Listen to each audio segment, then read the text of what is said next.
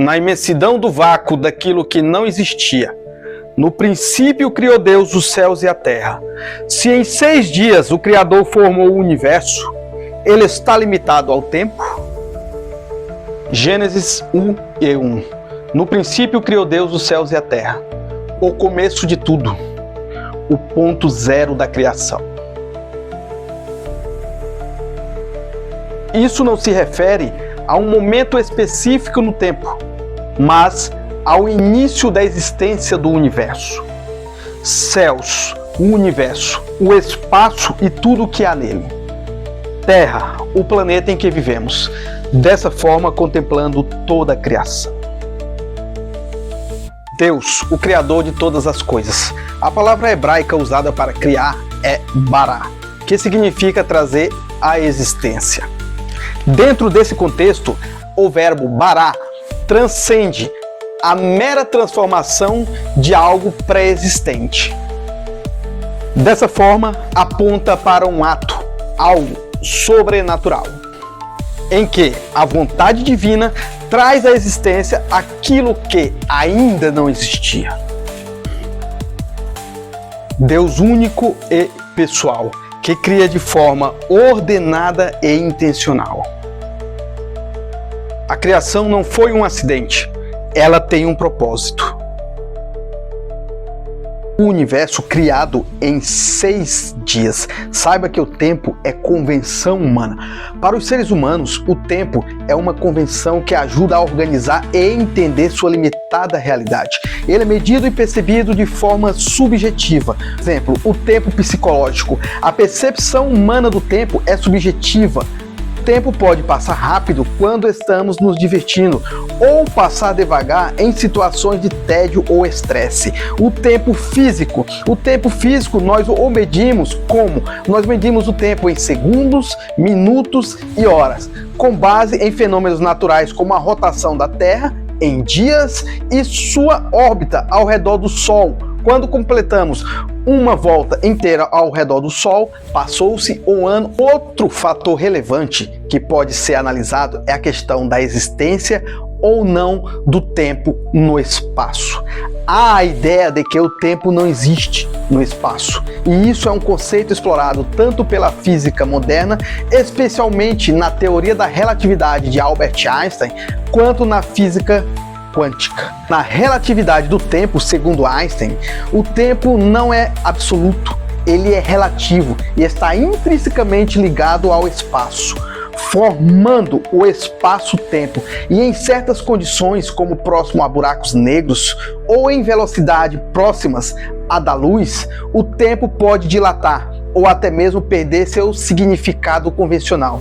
Temos também a questão da singularidade. Em um buraco negro, por exemplo, a gravidade é tão intensa que o tempo como o conhecemos deixa de existir.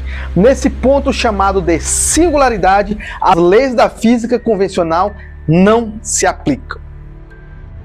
Esses conceitos nos ajudam a entender que o tempo não é uma realidade absoluta, mas sim uma construção que varia conforme o contexto e a perspectiva.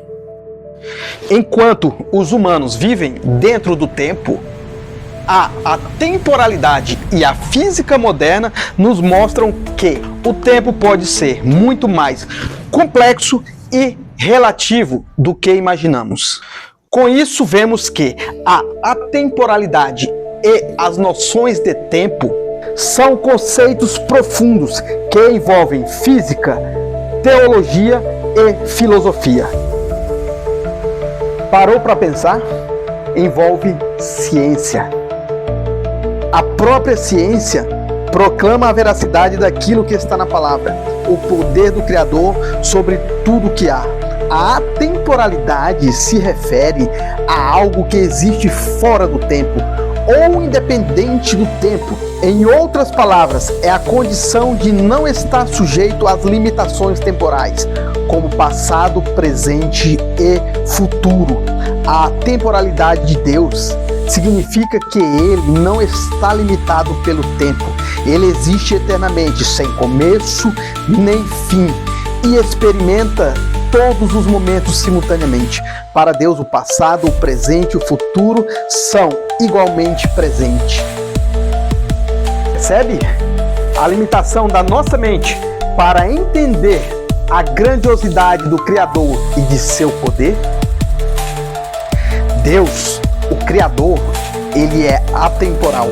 Ele existe fora do tempo, não estando limitado pelas dimensões temporais como os seres humanos. Várias passagens bíblicas abordam essa ideia, direta ou indiretamente. 2 Pedro 3:8. O que diz? Diz o seguinte: mas, amados, não ignoreis uma coisa, que um dia para o Senhor é como 1000 anos, e 1000 anos como um dia. Veja que Deus não está sujeito ao tempo, como nós. Para Ele o tempo é relativo e Ele opera além das limitações temporais. Livro de Apocalipse, Apocalipse 1:8, ele diz: eu sou o Alfa e o Ômega, o princípio e o fim, diz o Senhor, que é, e que era, e que há de vir, o Todo-Poderoso. Ou seja, Ele é eterno, existindo antes de tudo e permanecendo após o fim de todas as coisas. Quando a Bíblia diz que Ele é o Alfa e o Ômega, isso sugere que Ele está além do tempo, abrangendo toda a existência. A passagem de 2 Pedro 3:8 é uma das mais fascinantes e profundas da Bíblia, quando se trata de discutir a atemporalidade de Deus.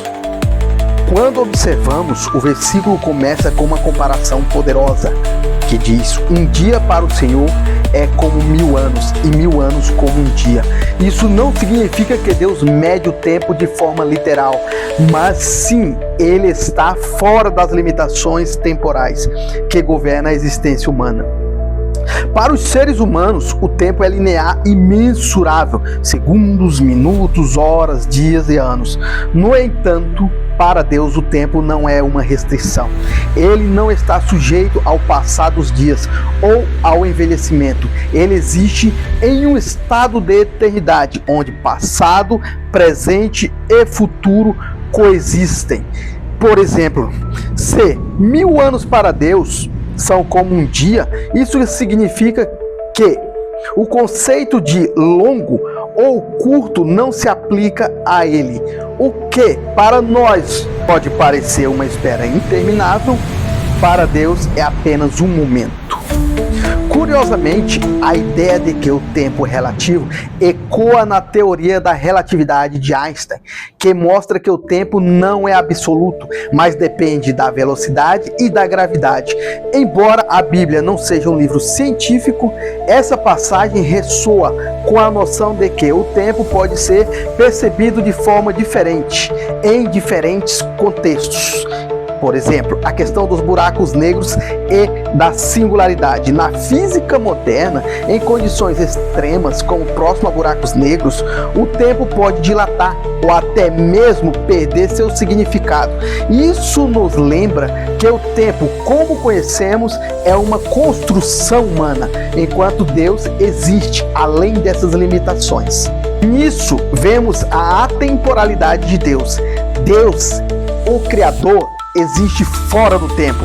Enquanto os humanos estão presos ao fluxo do tempo, passado, presente, futuro, Deus habita na eternidade. Ele vê o início e o fim de todas as coisas ao mesmo tempo.